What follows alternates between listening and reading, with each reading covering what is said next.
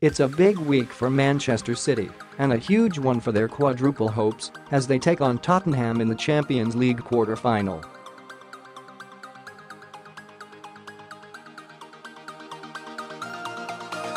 Tuesday's match at Spurs' newly opened stadium will be another big step in their quest to secure an unprecedented four-trophy haul.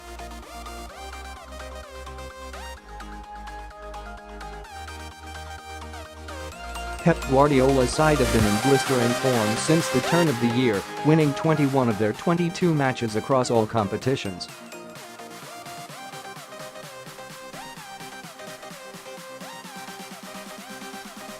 Yet in Spurs they face a familiar and dangerous opponent. It's bound to be an intriguing period in the season as City face Tottenham 3 times in 11 days.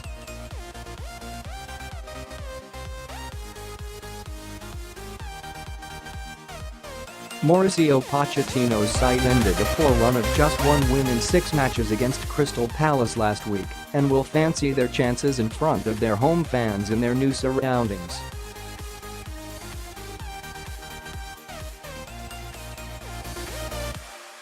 However, City have already travelled to the capital and secured victory against Spurs this season, so what tactical aspects could we expect to see City try and replicate on Wednesday night? In the meeting between the sides back in October, Tottenham struggled to play through City's aggressive press.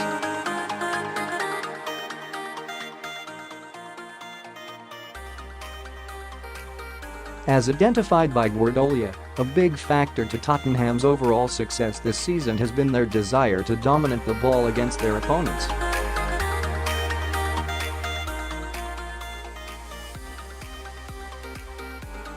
Like most top 6 sides, due to their commanding nature, most lesser sides they face often prefer to relinquish possession and deploy ultra-defensive approach.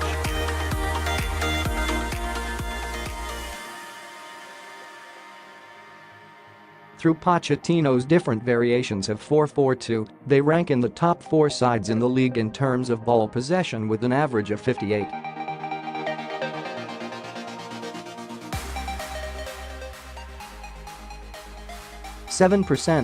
This was no issue for City as statistically they are the best in the Premier League in terms of passes per defensive action, PPDA, which measures how often a team presses the ball by calculating how many passes an opposition team is allowed.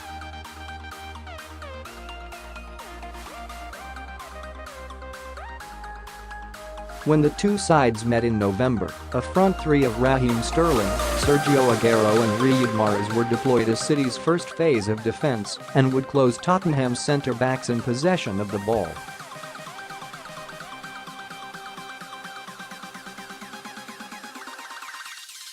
This immediately unsettled the rhythm of their play. Through the middle, Aguero pressed the ball, whilst simultaneously cutting off the passing lanes to the midfield and, as a result, Spurs were forced to try and build around their press utilising Davies and Kieran Trippier.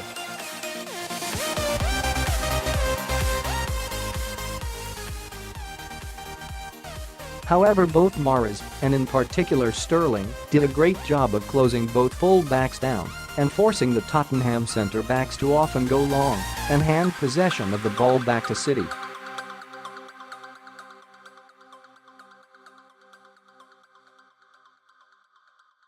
Notably, Tottenham's tally of 370 completed passes was significantly reduced in comparison to their season league average of 458.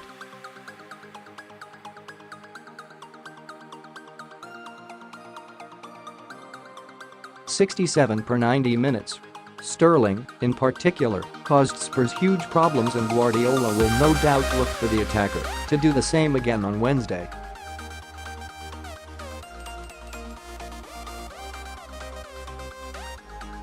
In terms of pressing, Sterling restricted Davinson Sanchez and Trippier to just 16 link-up passes.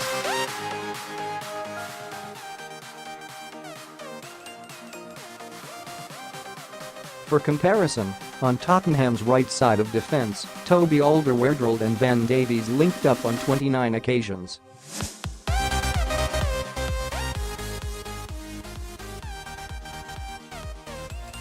Trippier was also restricted to just 32 received passes, which is a sharp reduction on his season average of 45.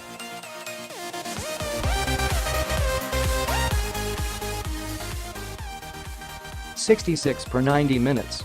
Meanwhile, going forward, Sterling proved an influential and pivotal focal point in attack. He completed 4/6 of his 1v1s successfully and often elected to position himself on the shoulder of Trippier, attempting to isolate him in attacking situations.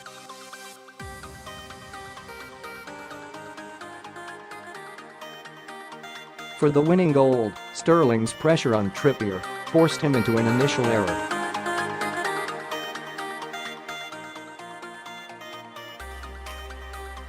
City play a rare long ball forward, aware of Tottenham's high defensive line and the space in behind.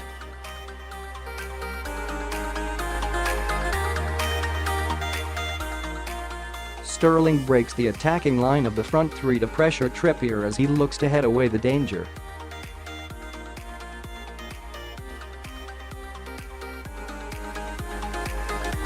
Under pressure, in a dangerous position, before cutting the ball back for the onrushing Mahrez to hand City the lead in the match.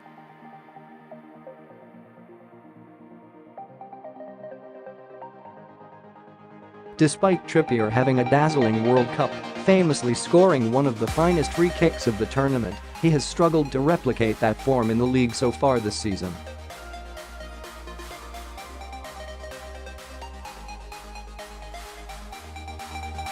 His deputy Sergio has proven a much more efficient player in defense. However, Trippier's quality going forward means his attacking prowess is too important to be sacrificed.